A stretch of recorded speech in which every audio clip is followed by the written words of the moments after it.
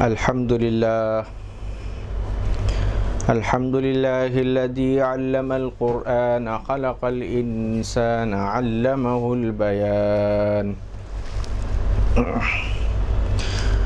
व अशहदु अल्ला इलाहा इल्लल्लाह वहदहु ला शरीका लह व नशहदु अन्न सय्यिदना व नबिय्यना व मौलाना मुहम्मदन अब्दुहु व रसूलुहु सल्लल्लाहु तआला अलैहि व अला आलिहि व सहबिहि व बारक व सल्लम तस्लीमन कसीरन कसीरा। अम्मा बअदु फ़अऊज़ु बिल्लाहि मिनश शैतानिर रजीम बिस्मिल्लाहिर रहमानिर रहीम। अल्हम्दुलिल्लाहि रब्बिल आलमीन। सदक़ल्लाहुल अज़ीम। अज़ीज़ान मोहतरम बुज़ुर्गों, दोस्तों और प्यारे बच्चों, अस्सलामु अलैकुम वरहमतुल्लाहि वबरकातुहू। अभी मैंने आप हज़रात के सामने अल्लाह रब्बुल आलमीन के कलाम पाक के एक आयत की तिलावत की। ये बहुत मशहूर सूरत है, जिसको हम और आप बराबर नमाज़ों में पढ़ते हैं, सुनते हैं। ये सूरह फ़ातिहा की पहली आयत है। गुज़िश्ता दर्स में मैंने मुख्तसरन सूरह फ़ातिहा के हवाले से मैंने चंद बातें आप हज़रात के समातों के हवाले किए थे। आज से सूरह फ़ातिहा की तफ़सीर का आगाज़ हो रहा है। अल्लाह रब्बुल आलमीन से उसके लिए हम दुआ गो हैं कि अल्लाह ताला हमें सही मानों में कुरान पढ़ने, सीखने और सिखाने वाला बना दे। कुरान को बग़ैर समझे पढ़ना ये भी जायज़ है। बहुत से लोग आज के माशरे में मिलेंगे जो ये कहते हैं कि कुरान को अगर समझ कर नहीं पढ़ते हो तो कुरान का पढ़ना बेकार है। कुरान का पढ़ना तो दूर की बात, कुरान का देखना सवाब है, कुरान का छूना सवाब है, कुरान को अपने सीने में सटा कर बैठना सवाब है। तो फिर कुरान का पढ़ना सवाब कैसे नहीं हो सकता है? हाँ, ये और बात है कि कुरान को बग़ैर माने, बग़ैर मतालिब के अगर कोई पढ़ता है तो वो नूर है, और जो इसके माने और मतालिब को जान कर पढ़ता है, समझ कर पढ़ता है, इसके मफ़हूम को जानता है, तो ये नूरुन आला नूर है, सोने पे सुहागा है। ये कह देना कि भाई अगर आप कुरान बग़ैर माने के पढ़ रहे हैं, बग़ैर समझे पढ़ रहे हैं तो इससे कोई फ़ायदा नहीं होगा, ऐसी बात नहीं है। कुरान सारा का सारा नूर है। कुरान सारे का सारा जो है रहमतों और बरकतों का ज़रिया है। तमाम तस्बीहात में अफज़ल कुरान है। अगर कोई आदमी तस्बीह पढ़ रहा है और कोई कुरान की तिलावत कर रहा है तो उसके तस्बीह पढ़ने से ज़्यादा कुरान पढ़ने वाले को अज्र व सवाब ज़्यादा है। तो मेरे मोहतरम बुज़ुर्गों और दोस्तों, आज से मुझ जैसा तालिब इल्म, कम इल्म रखने वाला, यूँ समझिए कि एक जाहिल अनपढ़ अल्लाह के मदद के सहारे कुरान की तफसीर, ख़ुसूसन सूरह फातिहा की तफसीर बयान करने के लिए बैठा है। ये आज मेरे पास जो भी इल्म है ये मेरे वालिदैन की दुआएं हैं और मेरे असातिज़ा कराम की दुआएं हैं, जिनकी चप्पलें मैंने सीधी की। ये उनका फैज़ है कि मैं आज टूटे फूटे ही अल्फाज में सही, मगर कुछ तो दीन के लिए, कुरान के लिए, इस दीन इस्लाम के लिए कुछ तो मेहनत कर रहा हूँ। ये उन्हीं की दुआओं का समरा है, उन्हीं की दुआओं का जो है फैज़ है, जो मैं आज आपके सामने सूरह फातिहा की तफसीर बयान करने बैठा हूँ।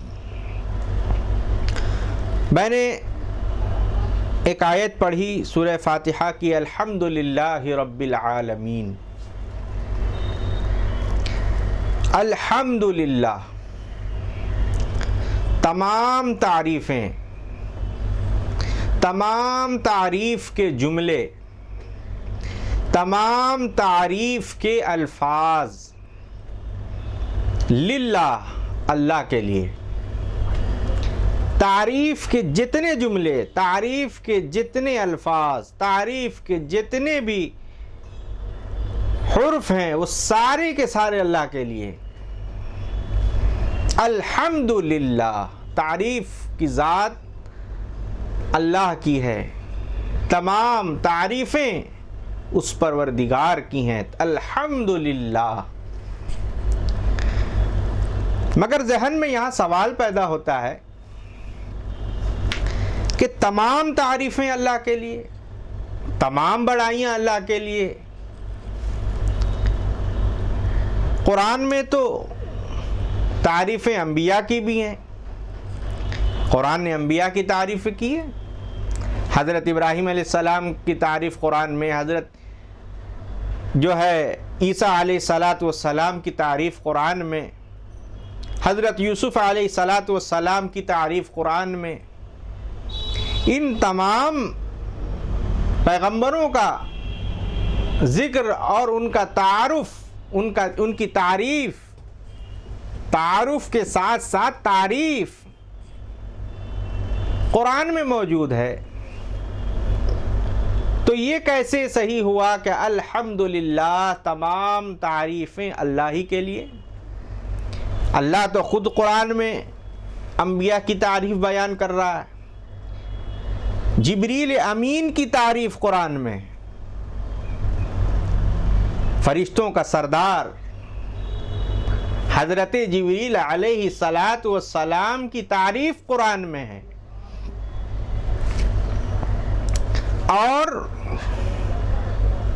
सहाबा की तारीफ़ कुरान में है, जो अल्लाह के रसूल सल्लल्लाहु अलैहि वसल्लम के जो जानिसार थे, जो आप सल्लल्लाहु अलैहि वसल्लम के एक इशारे पर अपनी जान, माल, हर कुछ दांव पे लगा देते थे।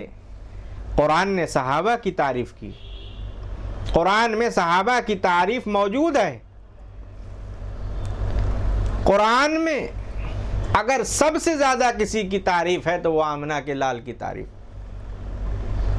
मा काना मुहम्मदुन अबा अहदिम मिर रिजालिकुम वलाकिर रसूल अल्लाहि व खातमन नबिय्यीन। ऐ लोगो, मुझे बताओ कि ये किसकी तारीफ़ की कुरान ने? ये कुरान में किसकी तारीफ़ बयान की गई? ये आमना के लाल की तारीफ़ है। इन्ना अरसलनाका शाहिदन व मुबश्शिरन व नज़ीरा व दाइयन इलल्लाहि बिइज़्निही व सिराजम मुनीरा। ये कुरान में किसकी तारीफ़ बयान की? वमा अरसलनाका इल्ला रहमतल लिल आलमीन। कुरान ने किसकी तारीफ़ बयान की? क़द नरा तक़ल्लुब वजहिका फ़िस समा फलनुवल्लियन्नका क़िबलतन तरज़ाहा फवल्लि वजहका शतरल मस्जिदिल हराम। ये कुरान ने किसकी तारीफ़ बयान की? अलम नशरह लका सदरक। कुरान ने किसकी तारीफ़ बयान की?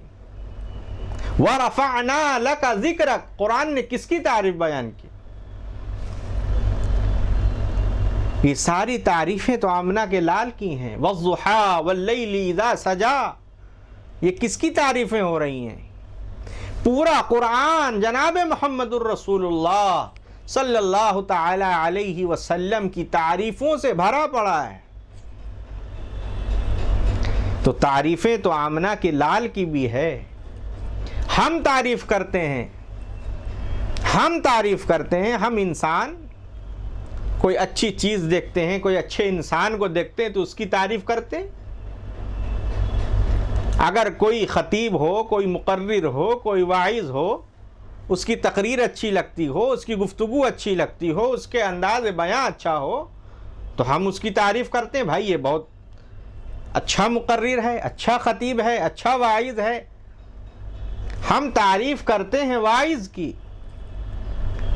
कोई अच्छा नातख़ा हो, उसकी आवाज़ अच्छी हो, तो हम उसके नात ख़ानी की तारीफ़ करते हैं। मुरीद तारीफ़ करता है अपनी पीर की, मुक़्तदी तारीफ़ करता है अपनी इमाम की, बेटा तारीफ़ करता है बाप की। तो यहाँ तारीफ़ तो हो रही है ना, हम भी तो तारीफ़ कर रहे हैं, इसकी तारीफ़, उसकी तारीफ़। किसी खिलाड़ी को अच्छा खेलता देखा तो उस खिलाड़ी की तारीफ़, किसी पेंटर को अच्छा पेंट बनाते हुए देखा तो उसकी तारीफ़। तो हम तो तारीफ़ कर ही रहे हैं, मगर कुरान ये कह रहा है अल्हम्दुलिल्लाह, तमाम तारीफ़ें अल्लाह के लिए। अल्हम्दुलिल्लाह, तमाम तारीफ़ें। जैसा कि मैंने बयान किया कि तारीफ़ें तो कुरान में है, जिब्रील की तारीफ़ है, कुरान में हज़रत इब्राहीम की तारीफ़ है, कुरान में हज़रत यूसुफ़ अलैहिस्सलाम की तारीफ़ है, कुरान में हज़रत ईसा अलैहिस्सलाम की तारीफ़ है, और पूरा कुरान भरा हुआ है जनाब मुहम्मदुर रसूलुल्लाह सल्लल्लाहु अलैहि वसल्लम की तारीफ़ों से। सहाबा की तारीफ़ है, औलिया अल्लाह की तारीफ़ है, अला इन्ना औलिया अल्लाहि ला खौफुन अलैहिम वला हुम यहज़नून। तो कुरान ने तो खुद दूसरों की तारीफ़ बयान की। मगर ऐ लोगों, मैं आपको बताता हूँ कि जो कमालात नबियों के अंदर हैं, जो कमालात फरिश्तों के अंदर हैं, जो कमाल एक पेंटर के अंदर है, जो कमाल एक ख़तीब के अंदर है, जो कमाल एक कारी के अंदर है, जो कमाल एक नातख़ा के अंदर है, उन तमाम कमालात को उनमें रखने वाला कौन है? नबियों के कमालात नबियों में रखने वाला कौन? और कारी का जो कमाल है उसको, कारी को कमाल देने वाला कौन? एक नातख़ा है तो उसको कमाल देने वाला कौन? अगर कोई किसी भी फील्ड में माहिर है तो उसको उस कमाल देने वाला कौन? तो कमाल देने वाला अल्लाह है। जिस कमाल की वजह से उसकी तारीफ़ें हो रही हैं, वो कमाल देने वाला अल्लाह है। तो पता ये चला कि तमाम तारीफ़ें अल्लाह के लिए। अल्हम्दुलिल्लाह, तमाम तारीफ़ें अल्लाह के लिए। आगे फरमाया रब्बिल आलमीन, रब्बिल आलमीन। रब कहते हैं, आम ज़ुबान में अगर कहा जाए तो उलमा ने इसको आसानी के लिए, हम जैसे जाहिलों को समझाने के लिए और बतलाने के लिए, रब का माने किया है पालने वाला। अल्हम्दुलिल्लाहि रब्बिल आलमीन, रब्बिल आलमीन। रब के माने हैं पालने वाला। जो लोग उम्र दराज हैं उन्हें याद होगा कि पहले ज़माने में बाप को भी मुरब्बी कहा जाता था। बाप को मुरब्बी कहा जाता था। अगर कोई घर में बड़ा है तो उसे मुरब्बी कहते थे। लखनऊ का एक लतीफ़ा याद आता है कि लखनऊ में एक साहब अपने बच्चों के साथ बाहर निकले, 4 बच्चों के साथ। जब रास्ते से गुजर रहे थे तो एक सामने से एक शख्स आया और उसने आकर कहा कि भाई साहब, आप इन बच्चों के मुरब्बी हैं। मुरब्बी के माने बाप हैं, क्या आप इन बच्चों के बाप हैं? उसने कहा, क्या आप इन बच्चों के मुरब्बी हैं? तो उस शख्स ने कहा, नहीं, मैं इन बच्चों का मुरब्बा हूं। मैं मुरब्बी नहीं हूं, मैं इन बच्चों का मुरब्बा हूं, खाए जाते हैं बरखुरदार मुझे। तो रब के माने है पालने वाला, जो पाले, जो परवरिश करे। तो एक हिसाब से आप देखिए, तो अगर सिर्फ पालने वाले का नाम ही रब है तो हर बाप अपने आप को कहेगा मैं रब हूं। मेरे 4 बेटे हैं, मैंने चारों बेटों को पाला, चुनाचा मैं रब हो गया। कोई कहेगा कि मैंने 4 बेटे 2 बेटियों को पाला, मैं भी रब हूं। सिर्फ पालने का माना रब नहीं होगा, सिर्फ पालना नहीं, बल्कि स्टेप बाय स्टेप, दर्जा ब दर्जा, मंजिल ब मंजिल, जो जो जरूरत हो उस जरूरत के मुताबिक उसकी हाजत पूरा करना, उसी को असल रब कहते हैं। मंजिल ब मंजिल, दर्जा ब दर्जा, स्टेप बाय स्टेप। अगर जिंदगी की जिस मोड़ में जिस चीज की जरूरत हो, जिस चीज की हाजत हो, उसको वो चीज अता कर देना, उसी को असल में रब कहते हैं। अब जरा सा मैं इसको समझा देता हूं आप हजरात के आसानी के लिए। हर इंसान मां के बतन से पैदा हुआ। हजरत ईसा अलैहिस्सलाम मां के बतन से पैदा हुए। हजरत आदम अलैहिस्सलाम वो पैगंबर हैं जो माँ के बतन से पैदा नहीं हुए। बाकी दुनिया में जितने भी लोग नबी, रसूल, गौस, कुतुब, अब्दाल, उलमा, सुलहा, हुफ़ाज़ क़ुर्रा, आइम्मा दीन, मुज्तहिदीन, इबाद सालिहीन, जितने भी लोग, चाहे वो नेकी करने वाले लोग, अल्लाह वाले लोग हों, या काफिर हो, मुशरिक हो, मुर्तद हो, और कम्युनिस्ट हो, किसी भी मजहब धर्म का मानने वाला हो, या कम्युनिस्ट हो, कोई भी हो, वो माँ के बतन से, माँ के पेट से ही पैदा हुआ। हम सारे माँ के बतन से पैदा हुए, हम सारे माँ के पेट से पैदा हुए। यहाँ बैठा एक आदमी भी ये नहीं कह सकता है कि हम माँ के बतन से, माँ की पेट से पैदा नहीं हुए। एक इंसान नहीं कह सकता कि हम माँ के बतन से पैदा नहीं हुए। आप जितने हजरात यहाँ तशरीफ़ फरमा हैं, अगर इसमें से एक आदमी खड़ा होकर कह दे कि भाई हम माँ के बतन से पैदा नहीं हुए, कारी साहब हम वाहिद आदमी हैं जो माँ के बतन से पैदा नहीं हुए, बाकी आप हुए होंगे तो हुए होंगे। नहीं, हर इंसान माँ के बतन से पैदा हुआ है। तो मैं कह ये रहा था, अर्ज ये कर रहा था कि माँ के बतन में इंसान रहता है, माँ के बतन में है। और माँ के बतन में भी अल्लाह ताला 3 अंधेरों में रखते हैं, 3 अंधेरे में। और उस अंधेरे में अल्लाह ताला उस बच्चे का हाथ भी बना रहे हैं, पैर भी बना रहे हैं, उसका चेहरा बना रहे हैं, उसके जिस्म बना रहे हैं जी। उसमें उसके जिस्म के पार्ट को अल्लाह तैयार कर रहे हैं, उसके बॉडी तैयार हो रही है, उसके जिस्म के एक एक आज़ा को अल्लाह ताला माँ के बतन में बना रहे हैं। उसके आँख, उसके नाक, उसके कान, उसके होठ, उसके लब जी, उसकी ज़बान, उसकी सारी चीज़ें अल्लाह ताला माँ की बतन में उसको बना रहे हैं।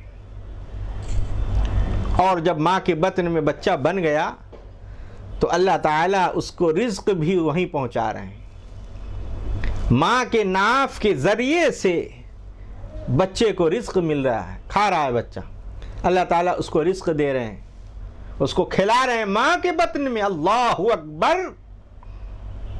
आप ज़रा अंदाज़ा लगाइए कि 3 अंधेरों में,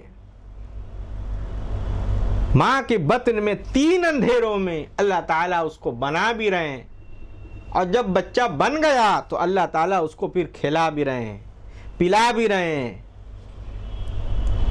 अल्लाहु अकबर, अल्लाहु अकबर। इसको कहते हैं मंजिल ब मंजिल, स्टेप बाय स्टेप, दर्जा ब दर्जा पालना। ज़िंदगी के एक मोड़ में जो ज़रूरत हो उस ज़रूरत को पूरा करना।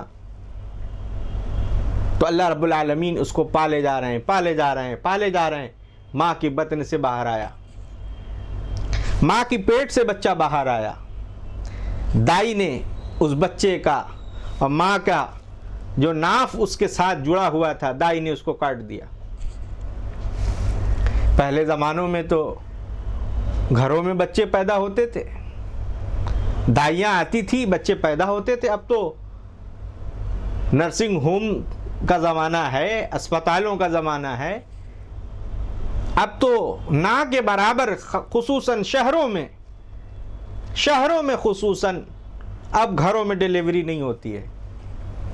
पहले ज़मानों में घरों में डिलीवरी, दाइयाँ आती थीं और घर में डिलीवरी होती थी।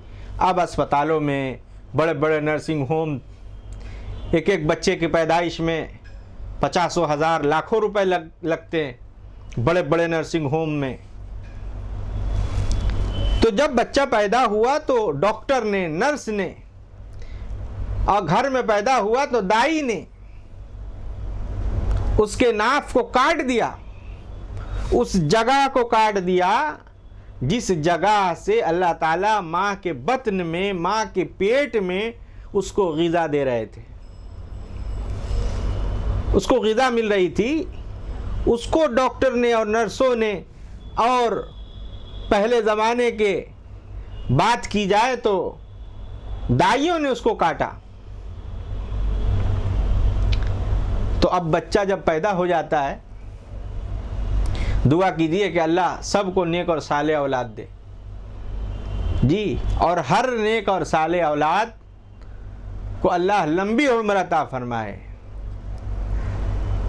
मेरे मोहतरम बुजुर्गों और दोस्तों, जब बच्चा पैदा हो जाता है, जब बच्चा पैदा हो जाता है, जब उसकी विलादत हो जाती है, जब खबर दी जाती है कि भाई आपके यहाँ बच्चा पैदा हुआ, तो उस बच्चे का जो बाप होता है वो खुश हो जाता है, उसके चेहरे पे मुसर्रत आती है, खुश हो जाता है।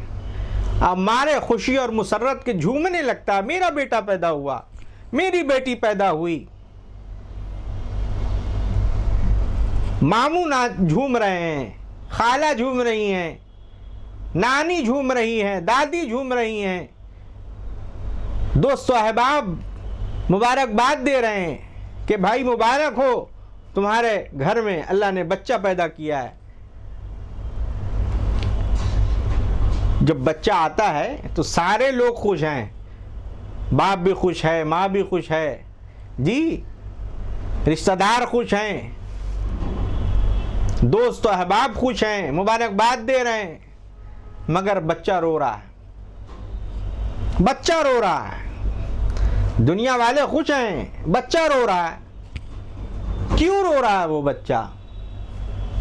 जरा गौर कीजिए कि बच्चा क्यों रो रहा है। वो बच्चा इसलिए रो रहा है कि जो माँ के नाफ के साथ जो वो जुड़ा हुआ था, उसको जो रिज़्क़ मिल रहा था वो काट दिया गया। अब वो रो रहा है कि अब रिज़्क़ कैसे मिलेगा, कैसे खाएंगे, कैसे पिएंगे। अब बच्चा रो रहा है। अल्लाह ने इसको कहा, बाबू पेट में हमने तुमको बनाया, 3 अंधेरों में हमने तुमको खिलाया पिलाया, घबराओ मत, तुम पैदा हो गए हो, हमने माँ की छाती में तुम्हारे लिए रिस्क पहले से रख दिया। जाओ अपने माँ के छाती से पियो, हमने वहां तुम्हारा रिस्क रखा है। अब माँ का जो दूध होता है, इसको जरा गौर से सुने। बिस्मिल्लाह।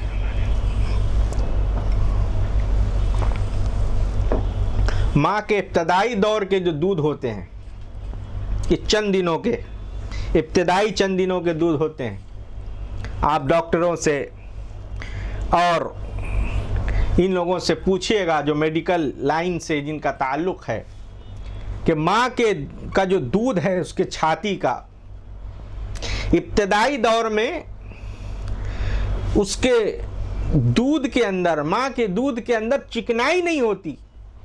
अल्लाहु अकबर, अल्लाहु अकबर, अल्लाहु अकबर। माँ के इब्तदाई दौर में जब बच्चा 3 दिन का हो, 4 दिन का हो, 5 दिन का हो, 6 दिन का हो, इसमें माँ की दूध में चिकनाई नहीं होती, चिकनाहट नहीं होती। अल्लाह ताला को मालूम है कि इसका मायदा अभी कमज़ोर है, चिकना ये अभी हजम नहीं कर पाएगा। अभी अल्लाह ताला ने बग़ैर चिकनाहट के माँ के छाती से अल्लाह ने दूध निकलवाया, और जूं जूं बच्चा बड़ा होता गया, अल्लाह ताला माँ की दूध में चिकनाहट पैदा करते चले जाते हैं, चिकनाहट पैदा करते रहते हैं। जैसे जैसे इसका मैदा काम करने लगता है, जूं जूं ये बड़ा होने लगता है, जैसे जैसे वक्त गुजरने लगता है, महीने गुजरने लगते हैं, तो अल्लाह ताला माँ की दूध में चिकनाहट पैदा करते रहते हैं। और फिर जब ये बच्चा बड़ा हो जाता है तो अल्लाह ताला फिर माँ के दूध को बंद कर देते हैं।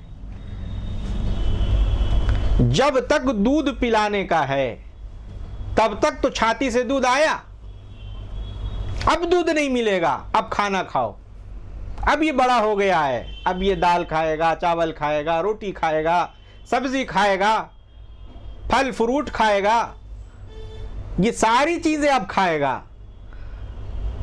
तो मेरे मोहतरम बुजुर्गों और दोस्तों, जरा इसको समझिए। रब का माने दर्जा ब दर्जा, स्टेप बाय स्टेप, मंजिल ब मंजिल अल्लाह ने पाला। माँ के पेट में था तो किसी और जरिए से खिलाया, जब पैदा हो गया तो किसी और जरिए से खिलाया पिलाया, और जब बड़ा हो गया तो किसी और जरिए से खिला पिला रहा है। इसको कहते हैं रब, इसको कहते हैं पालने वाला। आगे अल्लाह ने फरमाया रब्बिल आलमीन, मैं तमाम आलम का रब हूं। आलमीन अल्लाह ने यहाँ इरशाद फरमाया।